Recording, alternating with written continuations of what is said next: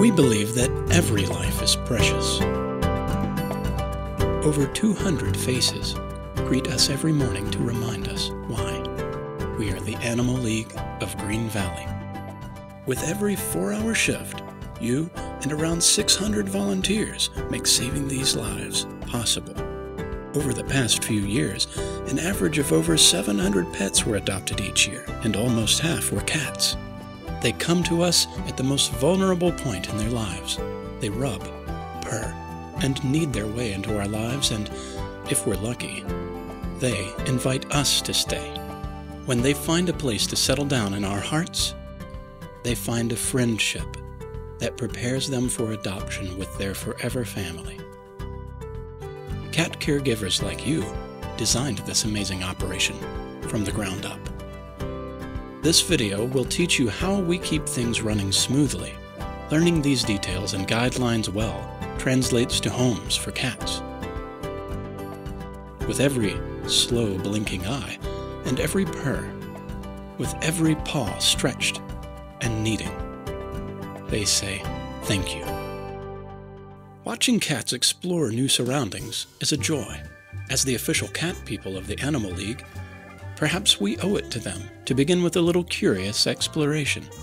Our property is divided into 4 sections: the attic thrift store, dogs, cats, and admin. We reserve the best parking for customers, and we park in the less desirable distant spots. The cat care wing is centered around a single hallway. Rooms 1 through 6 are kennel rooms, suites that ideally house up to 15 cats, but sometimes more, each one with its own enclosed patio. Next, the treatment room is our cat care vet's office. Just around the corner is our sign-in and documentation area, utility cleaning room, visitor's entrance, and our supply closets. On the other side of the hall, we have our restroom, followed by kennel rooms 7 through 9. These are multi-purpose overflow rooms which may also be used for quarantine of sick cats. Each of these rooms has its own separate ventilation system. None of the kennel rooms on this side of the hall have patio access. Next, our kitchen and laundry area serves as the heart of our operation, where we gather for morning meetings, prepare the cat's food, do laundry, and store frequently used supplies. Room 10 is our cat intake room, where new cats are isolated for observation while they acclimate to their new surroundings. Room 11 is another multi-purpose overflow room, and Room 12 is our kitten room. Finally, we're back where we started, at the door to our administrative wing, where adoptions take place. Our cat care operation is managed by an experienced cat care coordinator, who is assisted by co-coordinators. They coordinate all the cat caregiver scheduling and assignments, all cat health and behavioral issues, bite and scratch reports, and everything that happens in between. We're open to the public every day except Christmas and Thanksgiving, from 10 a.m. to 2 p.m. There are 2 cat care shifts. First shift works 7 a.m. to 10:30 a.m., seldom dealing with the public. Second shift works during public hours, from 10:30 a.m. to 2 p.m. If you're going to be absent, inform your coordinator immediately, and be sure to mark any planned absences on the calendar here, in the sign-in area. First shift feeds, cleans, prepares to open for the public, and socializes the cats. Second shift assists the public, socializes the cats, cleans, and prepares for the next day. After 2 p.m., our property caretaker, and usually a few administrators, are available for any special needs that may arise. Thousands of years ago, cats were worshipped as gods. Of course, they have never forgotten this. Some days the transition from deity to mere house pet proves more difficult. For some cats, it's harder to swallow than others. Learning cat signals can keep you safe from the wrath of a relapsing deity, but if Kitty requires a blood sacrifice, you'll be happy to sacrifice clothing instead. Dress in clothes you can afford to ruin. Wear sturdy shoes with socks, pants, and a top or t-shirt. Walking shorts may be worn by the more daring, but tank tops and sandals are not permitted. Always wear your name badge while on the property, and be sure to sign in before your shift. Check the cat care info board, check in with the coordinator, and attend the shift meeting. Developing a good relationship with our cats is an essential part of our job. Checking the cat care binder, reading their bio, and meeting each cat is a great place to start. Socializing, petting, brushing, playing, talking, or singing to them makes them more adoptable and allows us to observe them well and discern their individual needs. Changes in behavior and medical condition should always be reported to your coordinator and recorded in the cat care binder. To know them well, we need to understand and be attentive to cat signals. Let's review a few. Cat's ears speak to us. Listen. Flattened ears mean back off. The cat is scared or afraid and may attack you. The telltale tail is a big part of the cat's vocabulary. It's one of the most accurate barometers of a cat's mood. Held high, the tail communicates confidence. Curled around our legs, or another cat's tail, signifies friendliness. Tucked between the legs, the tail communicates insecurity or anxiousness. A low twitching tail is a sign to back off. A swishing tail is a sign of building frustration, a signal to back off. Overall body posture can speak volumes. Even the most mild-mannered cat may retaliate if feeling threatened or aroused by too much playing or petting. Cats are stimulus-driven predators by nature. So whether it's a mouse, a cat toy, or a human hand, when they see something move, they are hardwired to pursue it. It's an inbred stalking pattern. An arched back, raised back, and tail hair with unsheathed claws is a dead giveaway that you should back off. Rolling over and stretching is a sign of friendliness when the cat is relaxed. Rolling over while exhibiting other warning signals, extended claws, exposed teeth, is a highly defensive signal that the cat is prepared to fight. The more negative signals a cat combines, the more the cat is telling you to back off. Eyes are another big part of the cat's vocabulary. Pupils dilate when the cat threatens attack. Combined with other negative signals, the cat is telling us to back off. The more fearful a cat becomes, the wider its pupils dilate. Pupils also dilate while cats are stalking for prey or play. When a cat greets another cat or person with slow, languid blinks, it's communicating affection. Closing one's eyes in the presence of another is the ultimate sign of trust. By blinking slowly at the cat, you can communicate that you are aware of its presence and pose no threat or harm.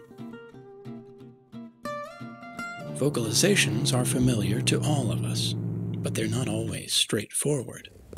Purring usually signals contentment and may also be a comfort-seeking behavior. High-pitched chatting or gurgling indicates friendliness. Growling, hissing, or spitting are emphatic warnings to stay away. Then you'll spread your wings and you'll take to the sky. A cat has absolute emotional honesty. Ernest Hemingway. That's his applause. Cats are prone to demonstrate more aggressive behavior in a shelter. They may feel afraid, abandoned, frustrated, cooped up, competitive, or even bored. Our shelter is designed to overcome as many of these potential problems as possible. Instead of private kennels, mature cats share rooms where they choose inside or outside. We work with them, being careful to socialize all cats daily. We provide a predictable routine and pay careful attention to their needs. Cats are the owners of 20 claws and several fearsome fangs. At some point, we're all liable to be scratched or bitten, whether by accident or incident, aggressive or playful in nature. Only undaunted volunteers should work in cat care, because these things simply come with the territory. Prior to working as a cat caregiver, everyone must agree to release the Animal League of any responsibility for any scratches and bites. It is absolutely essential that you immediately report scratches and bites to the coordinator. Do not wait. Do not attempt to break up any cat fight by hand. When necessary, use a spray bottle filled with water to dissolve the conflict. The best way to reduce and prevent these situations is to be diligent with our cat caregiver duties. After you're signed in and are up to speed on everything that's changed since you last worked, it's time to begin your shift. Here, we will cover all the basic cat caregiver duties. Each shift prioritizes duties differently, so use the chart here as a reminder of what to do next on your shift. It will put these duties in the right order for your shift. Before feeding, the coordinator always checks the food alerts here. Some cats have special dietary needs, like Dinah, whose long-distance food plan has her losing weight and walking again. Normal food restrictions would restrict type, quantity, or frequency of food. Treats are given to all cats, first thing in the morning. A scoop of canned cat food is prepared and delivered like clockwork to every single cat at the Animal League.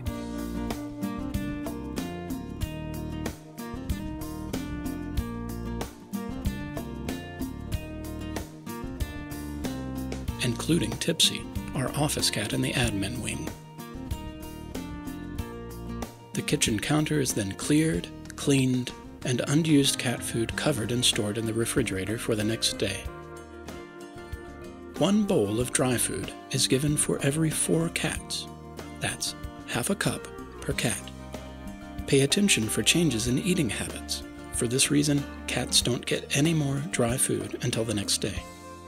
1 bowl of water is given for every 4 cats.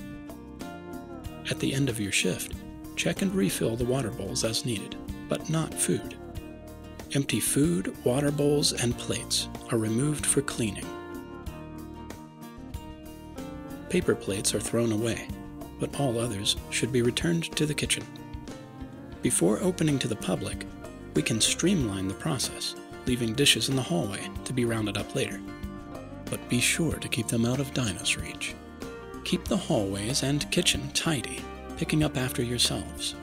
Everything has a place. If you don't know where something goes, ask. Everything is labeled, and all our cabinets are even numbered. You'll soon learn where everything belongs. Scoop all urine and feces out of the litter boxes. Don't forget the patio litter boxes.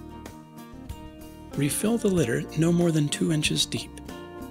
If the box has any feces stuck to the side or is unusually dirty, replace the entire litter pan. Dirty litter pans are washed in the utility room. At the end of your shift, check the litter boxes and scoop out any strays before you leave. All bedding, towels, rugs, and other linens should be checked for cleanliness and washed accordingly.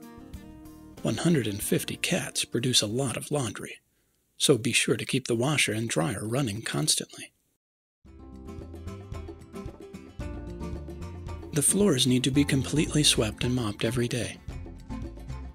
Bleach water is used to disinfect during mopping. Dirty mop water should be emptied in the utility room. Rinse the mops thoroughly after you're done using them. String mop heads are treated as laundry, but can only be air-dried. Dishes are washed and dried in the kitchen prior to being refilled and sent back out.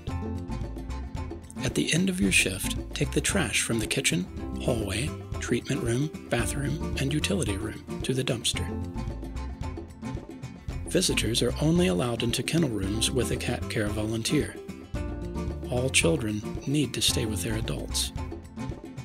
With all the traffic in and out, cats are bound to slip through and escape. When they do, shout, "Cat out." Everyone will stop what they're doing to help get the cat back into the room. To prevent this, distracting cats while people enter and exit the kennel room is often an effective defense against sneakiness. Be sure to conserve expensive air conditioning by keeping patio doors closed. Talk to the cats. As cats develop better conversation skills, they become more adoptable. Pet and brush the cats, working out any mats while watching for frustrated cat signals. We must handle every cat on a daily basis. Play with cats using cat toys. Do not play rough or encourage potentially aggressive play behavior. Singing Down in the valley, has a very calming valley so low, and peaceful effect on cats. your head over, let the wind blow, let the wind blow.